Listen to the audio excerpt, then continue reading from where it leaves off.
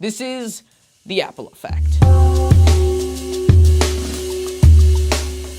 The Apple effect. Customers buy your phones no matter how much they dislike them. I mean, Apple gets a lot of hate. They are berated for nearly everything they launch. Sometimes it's warranted, sometimes it's not. Yet, the phones sell insane. In North America, 52% of all phones are iPhones. That's insane. Literally, that means that chances are, if you live in North America and you have a smartphone, it's an iPhone. What makes that even crazier is that there are hundreds of companies that make Android phones. Google, Samsung, OnePlus, Asus, LG, HTC, Doggy. And yet all of those companies combined cannot even compare to the market share that Apple has in the United States. So why do so many people pick Apple despite its shortcomings? Well, the Apple effect, as I call it, is really divided into 4 parts. The first part could be a video in itself.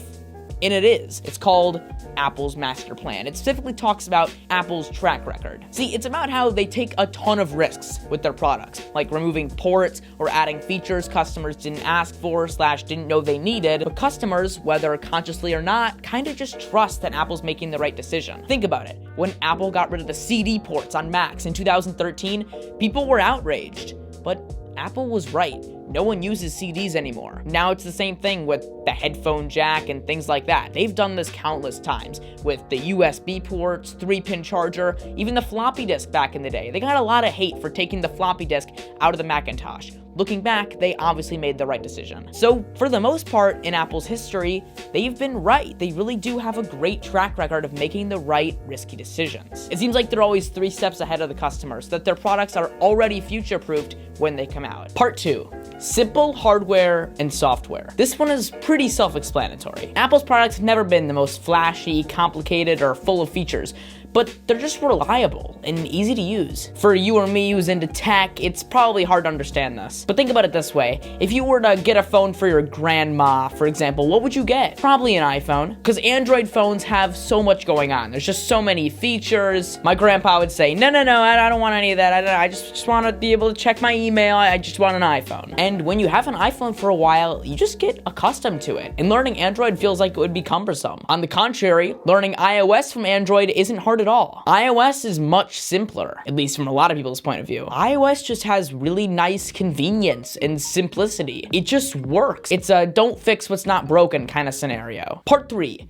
Premium price equals premium feel. Things you pay a lot for feel like they're worth more, even if they're not. Well, this one is probably the least significant part of the Apple effect. It still plays an important aspect. When you pay for a $1,000 phone, $2,400 computer, or $999 stand, it feels premium. And even if it is, it's probably not much better than something that costs half as much. But this perception of quality based solely on how much you paid for it is a real thing. It's like the mind wants to justify how much you're spending on something. Even if it doesn't love it, you don't want to feel like you wasted your money. So you're like, yeah, it's good.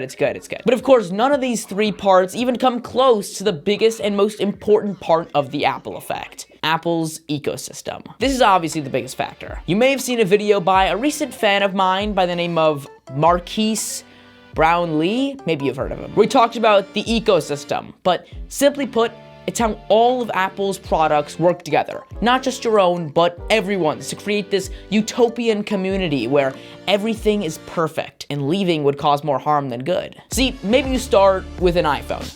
Then you want a pair of earbuds. Well, you could go for a quality pair of earbuds that sounds just as good but costs half as much as premium audio brands, or you could just skip the hassle and get AirPods. You wouldn't have to worry about charging them with a different cable, manually connecting them to your phone, or having to listen to any assistant voice other than Siri. Maybe you want a smartwatch. Well, I mean, you get an Apple Watch, because what other smartwatches even exist? You have an Apple Watch app pre-installed on your phone, so it's probably the only watch that even works with your phone. What about a smart speaker? Well, here you run into probably the best example of the ecosystem, the HomePod. It's one of Apple's biggest rip-offs ever. It's a smart speaker that sounds marginally better than Alexa and Google Home, but has a drastically worse assistant, and it costs $299.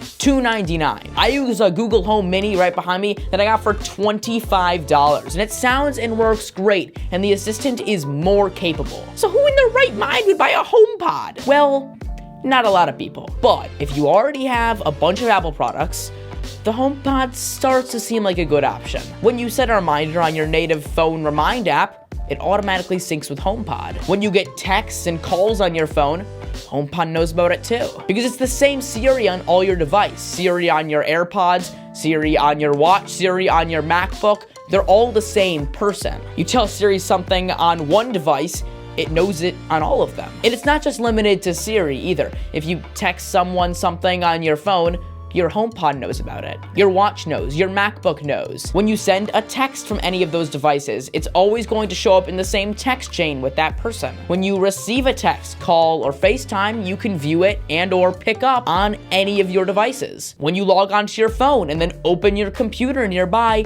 you don't have to enter a password into your computer because you've already logged in on your phone. There's also, of course, AirDrop. The list goes on and on. But what makes Apple's ecosystem so special that it allows for the Apple effect to happen? At first glance, there really isn't much. While everything I've mentioned so far is great, it's true with most companies. Google has an ecosystem. Google Drive, Gmail, YouTube, Blogger. Samsung also has a pretty good ecosystem. You have your Samsung Smart Fridge, Bixby. Okay, maybe Samsung doesn't have a good ecosystem, but you get the point. Other companies have ecosystems too, but there is no Google effect. If Google released a stupid and overpriced product, like the Pixel Slate, then no one would buy it, and no one did. But if Apple does, like the new iPod Touch, 12-inch MacBook, and old Butterfly laptops, people still do. So why? Why? Well, it's simple. The door to all the other ecosystems are wide open. The door to Apple's